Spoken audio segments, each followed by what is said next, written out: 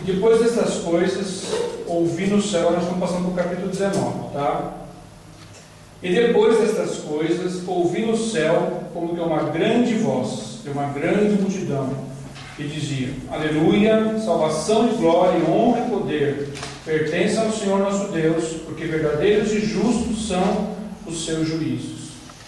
Enquanto na terra o sistema babilônico é aniquilado e o mundo, como o conhecemos, agoniza debaixo da ira de Deus, no céu só há festa, adoração e louvor. Tá?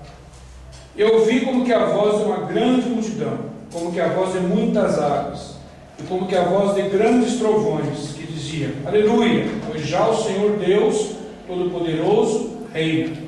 Regozijemo-nos e alegremo-nos, e demos-lhe glória, porque vindas são as bodas do Cordeiro, e já a sua esposa se aprontou. No grego, gamosarei, que significa a festa de casamento do Cordeiro, que se dará no céu, simultaneamente à grande tribulação na terra. O arrebatamento nada mais é do que o chamado da noiva, pronta para o casamento, a qual o livro de Apocalipse se refere já como esposa, devidamente preparada e adornada para a cerimônia de casamento. E foi-lhe dado que se vestisse de linho fino, puro e resplandecente, porque o linho fino são as justiças dos santos. A noiva preparada é aquela que está vestida com a veste nupcial, confeccionada com linho fino, que é um tecido tirado da planta linácea, que produz fibras tênues e macias. Ele é o antecessor da atual seda. Era usado também nas vestes sacerdotais. Espiritualmente simboliza a justiça perfeita de Cristo, o sol da justiça. A noiva se prepara aplicando a justiça de Cristo no mundo, revelada e expressa nos evangelhos, especialmente no Sermão do Monte. Então, aqui está acontecendo essa desgraça toda, calamidades, desgraças, cidades sendo destruídas. Simultaneamente, no céu há o quê? A grande festa do Cordeiro. Tá? Então vale a pena a gente se desligar desse sistema, cuidar da nossa vida espiritual, cuidar do nosso relacionamento com o noivo, né? Porque senão não vamos subir a encontrar com ele. Entende? Não vamos ter como escapar dessas coisas todas que vão acontecer. Então, desde já, vamos cuidar do nosso relacionamento com o noivo, vamos buscar a justiça de Deus, tá? A justiça de Cristo, ela está revelada de forma absoluta nos Evangelhos. Eu acho lamentável as pessoas não lerem nem os Evangelhos, que é ali que está retratado o quê? A justiça de Cristo, o caráter de Cristo. Como é que você vai imitar alguém que você não sabe o que fez, o que falou, como agia, como se portava, que postura tinha, a opinião que ele tinha em relação às coisas do cotidiano, né? Jesus tem a sua opinião. Opinião não, Jesus é a verdade absoluta. Sobre casamento, ele falou sobre casamento, ele falou sobre divórcio, ele falou sobre riqueza, ele falou sobre religião, ele falou sobre tudo lá. Tudo. Se você ler os evangelhos com cuidado, você vai ver que Jesus, ele disse tudo que ele pensa a respeito disso, e a postura que ele espera dos seus seguidores, a postura que ele espera dos seus discípulos em relação a tudo isso, esse e outros assuntos. Então ninguém pode dizer: mas eu não sei, eu não sabia o que tinha que fazer, não sabia. Porque está tudo nos evangelhos. É só pegar e ler. E Jesus, ele não era assim, como é que eu vou dizer, teológico, né, cheio de palavras difíceis, como João, por exemplo, cheio de profundidades teológicas, como Paulo. Jesus era muito simples na maneira de ensinar. Ele era muito simples, ele era claro, ele era direto. Ele não ficava dando um monte de opção: você pode fazer assim, ou também você pode agir dessa forma. A gente faz isso, a gente fica dando dando conselho para as pessoas e acaba nem realmente dizendo para elas o que tem que fazer. Fica dando um monte de opção para elas. Jesus não. Você age assim, você age assim, você é assim, é assim que eu quero, é assim que me agrada, é assim. A pessoa faz ou não. A pessoa segue aquilo ou não segue. É muito simples. Tá? Então a noiva, ela aplica o que? Ela se veste, a veste dela se compõe o quê? Do caráter de Cristo, da justiça de Cristo expressada, manifestada entre as pessoas. É imitar a Cristo, é seguir a Cristo. Isso é o Evangelho, isso são as vestes nupciais. E por que nós, né, os seres humanos, né, conhecemos a palavra, né, temos conhecimento da vontade de Deus para as nossas vidas, por que nós acabamos abrindo concessões? É uma pergunta difícil e varia de pessoa para pessoa. Varia de pessoa para pessoa. Não, concessões dentro da obra de Deus, né? Eu acho que às vezes que nem Com o passar dos senhor falou anos, a gente vai abrindo concessões. de dar as opções, às vezes eu creio que é o medo do pastor perder a ovelha. Né? Pode ser uma das razões, mas também deve Aí ter o pastor outras. fica com medo de falar a realidade, não medo, tipo temor, aí de falar a realidade e a pessoa se sentir afligida e ó. O medo não é justificável, mas é compreensível. Por quê? Porque as pessoas se ofendem Exatamente. quando você fala a verdade para elas. O que a Bíblia diz é isso. Assim eu quero. Assim não quero assim. Quero fazer isso. Mas a falta de conhecer a verdade, Entende? Na verdade, a pessoa busca um conselho, ela quer que você fale o que ela já antecipou. Ela quer o que ela quer ouvir. Entende? Quando você fala uma coisa que ela não gosta, que ela não quer ouvir, ela se levanta. Não concordo. Não, por quê? Então, não estou falando de você não, meu Deus. É outra coisa. Não, eu não decidi. Você falou, não concordo, né? Mas não, você que eu estou falando. Eu digo em relação a igreja. Então é isso. Entende? E a pessoa que realmente quer se vestir com as vestes nupciais, ela tem que se deixar amoldar pela.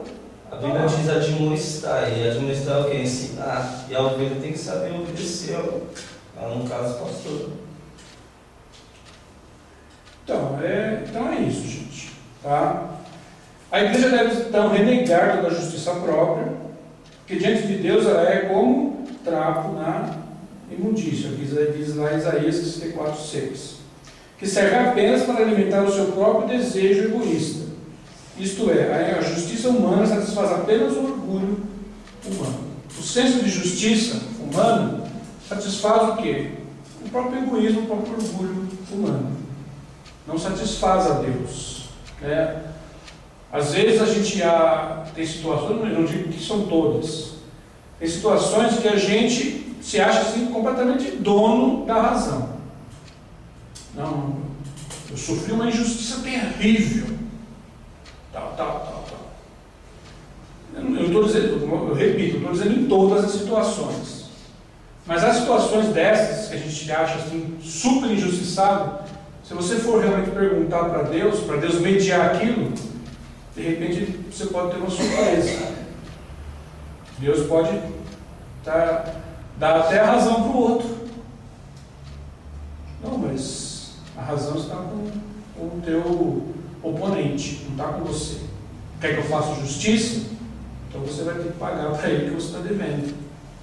Vai ter que dar para ele o que ele está pedindo. Não, mas eu tenho certeza absoluta que eu tenho razão. Mas Deus é que vê, Deus é que é soberano, Deus é que sabe até onde vai a nossa razão, até onde vai a do outro. Entende? Então, a justiça própria, ela é como um ópio, né? Como uma droga que a gente usa. Ela nos entorpece. A gente está tão preso no nosso desejo, no nosso egoísmo, muitas vezes a gente se esquece de ver o outro lado. Às vezes o oponente, aquele que está se opondo a nós, ou a nossa causa, ele pode estar tendo o seu direito.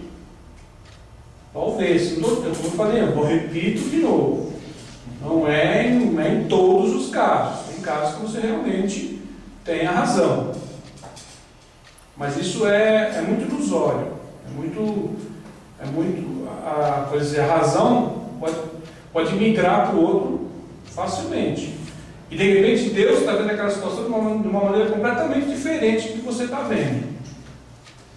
Né? Então a gente tem que seguir realmente a palavra de Deus. Tá? A gente tem que seguir a palavra de Deus.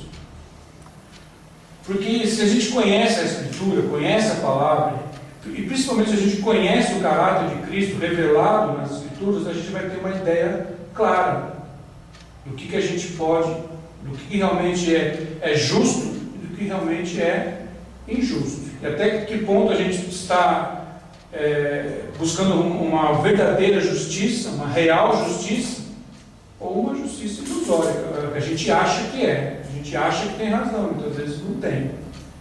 Então a gente tem que conhecer a palavra, conhecer a Escritura. Isso pouparia muita contenda na igreja, pouparia muita contenda, muita briga.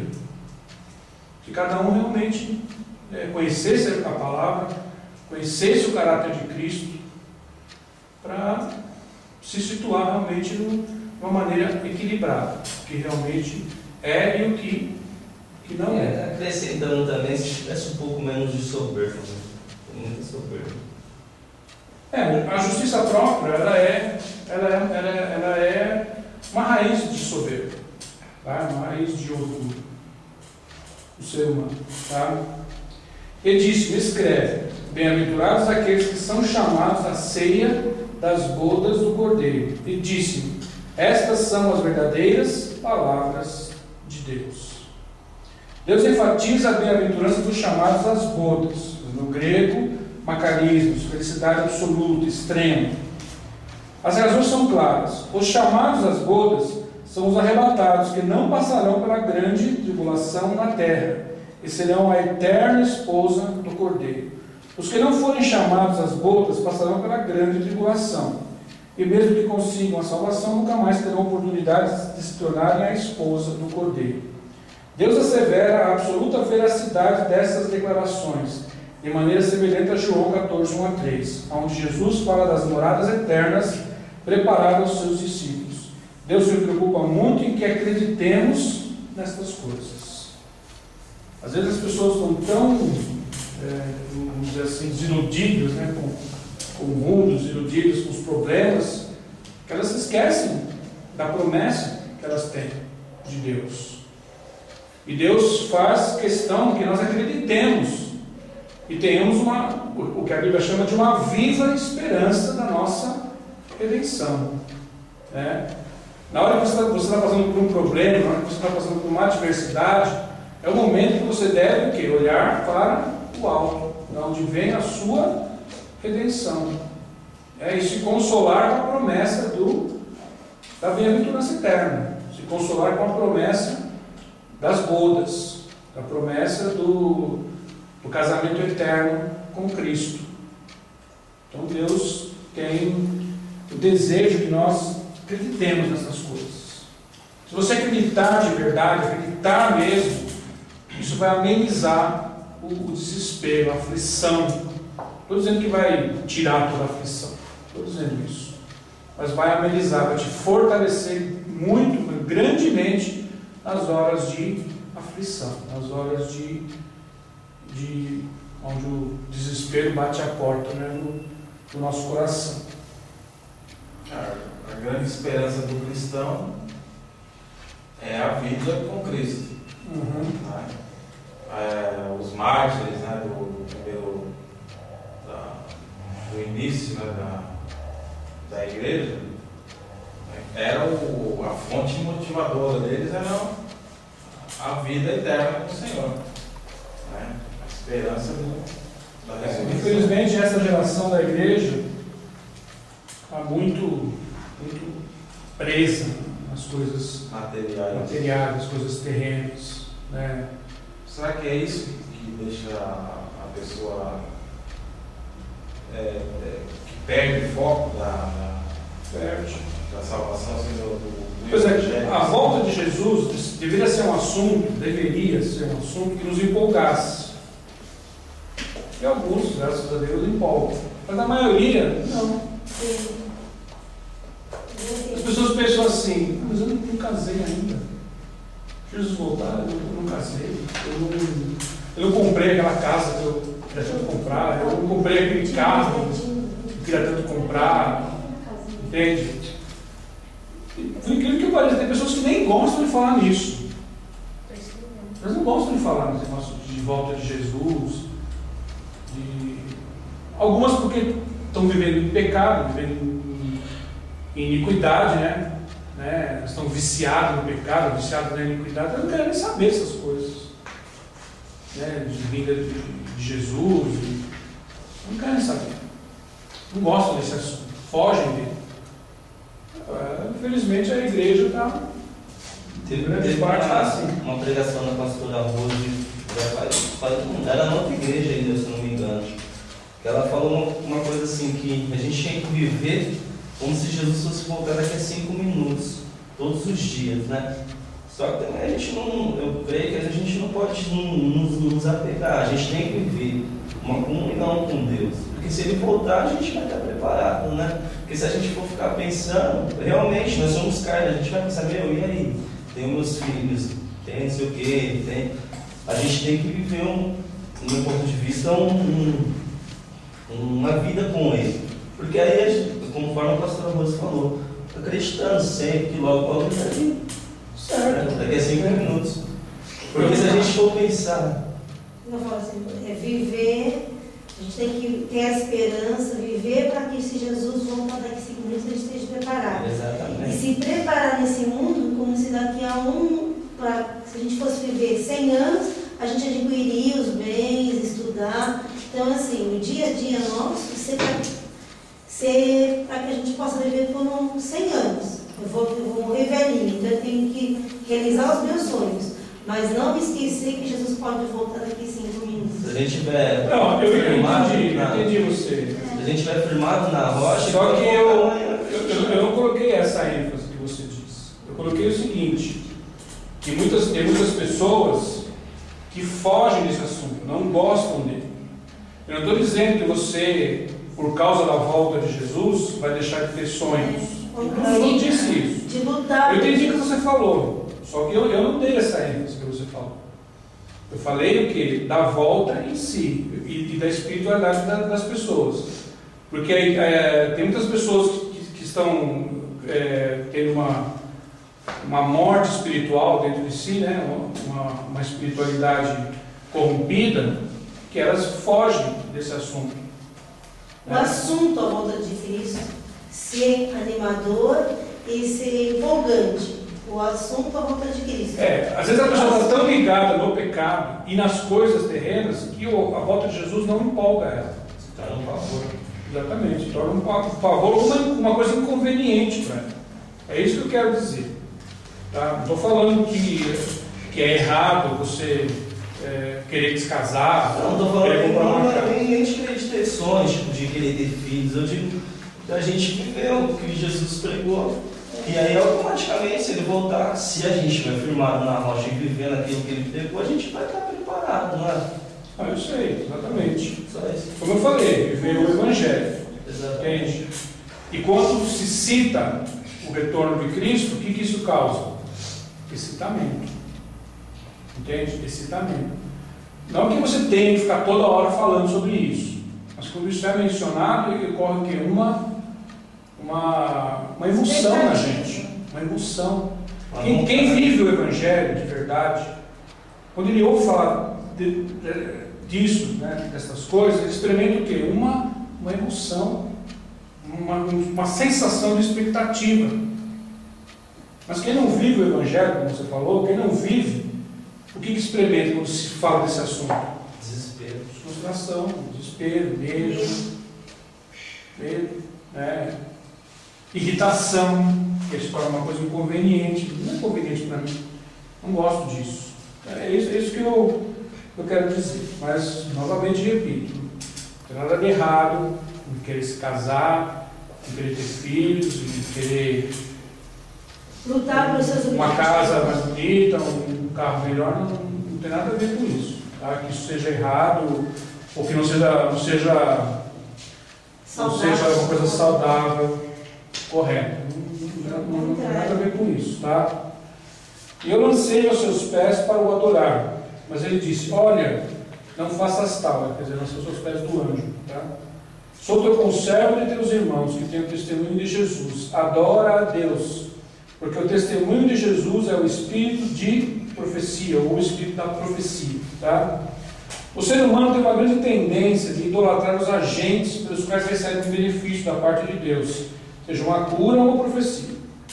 O anjo alerta João a jamais agir desta forma e traz um importante princípio relacionado à profecia, onde diz que a operação profética, o espírito de profecia, sempre apontará para Jesus, o testemunho de Jesus, e nunca para o portador da mensagem. Tá? Vamos encerrar por aqui. Semana que vem a gente começa na página 31, que já fala só sobre o Armagedon. Tá? Não adianta a gente começar agora, porque